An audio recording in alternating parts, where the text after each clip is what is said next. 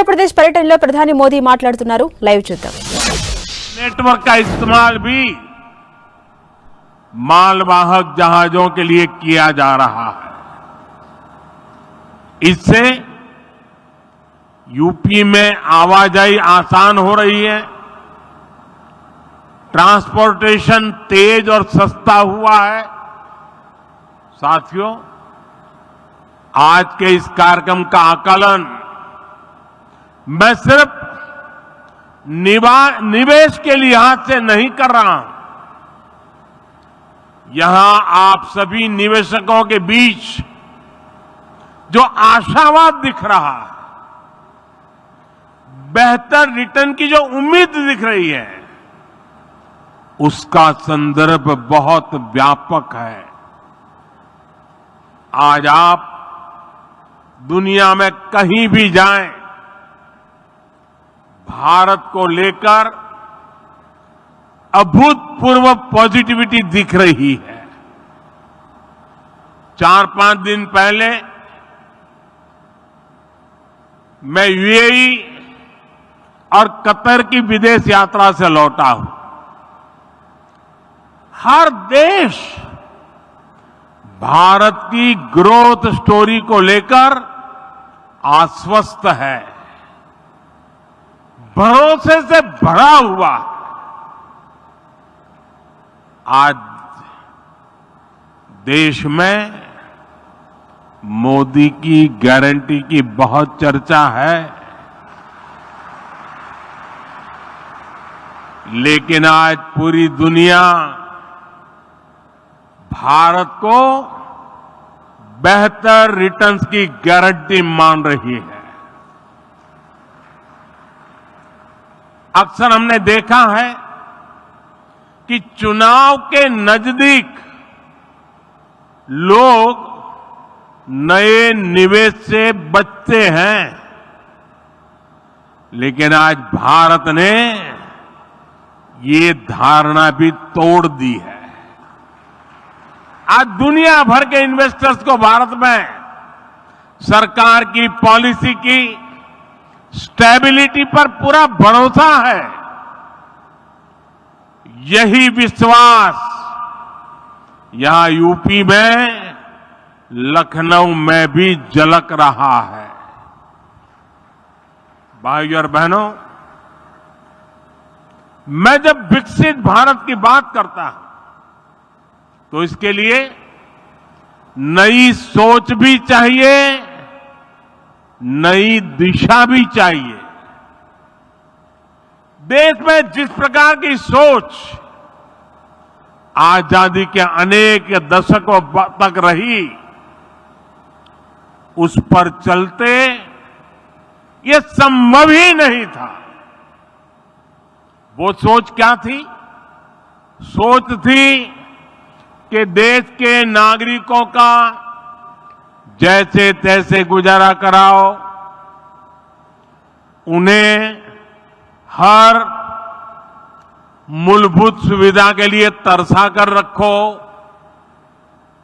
पहले की सरकारें सोचती थी कि सुविधाएं बनाओ तो 2-4 बड़े शहरों में नौकरियों के अवसर बनाओ, तो कुछ चुनिंदा शहरों में.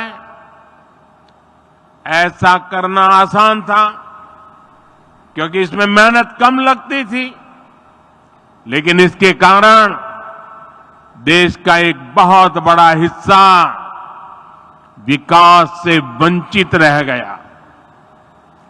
यूपी के साथ भी अतीत में ऐसा ही हुआ है, लेकिन डबल इंजन सरकार ने उस पुरानी राजनीतिक सोच को बदल दिया है. हम उत्तर प्रदेश के हर परिवार के जीवन को आसान बनाने में जुटे हैं.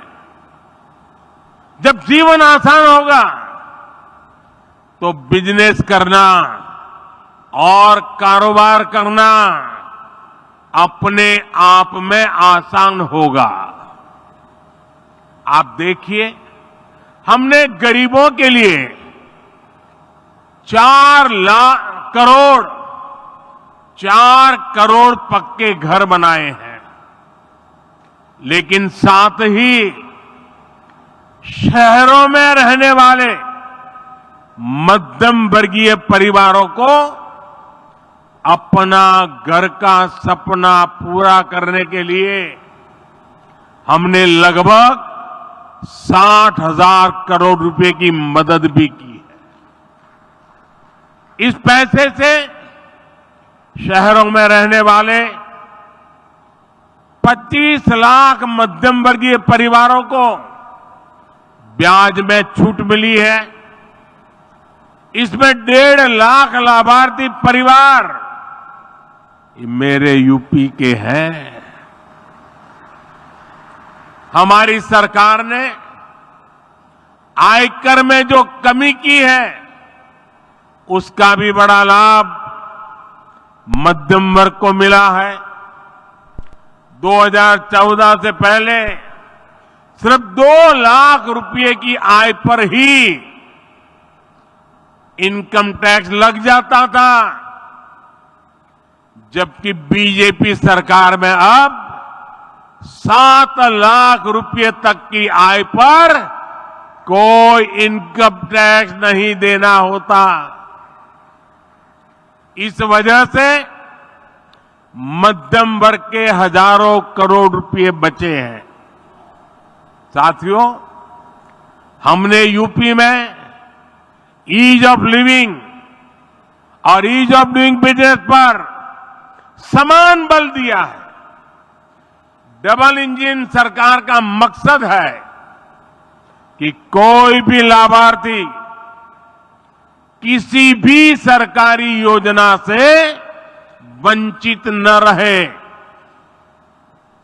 हाल में जो विकसित भारत संकल्प यात्रा हुई है, इसमें भी यूपी के लाखों लाभार्थियों को उनके घर के पास ही योजनाओं से जोड़ा गया है।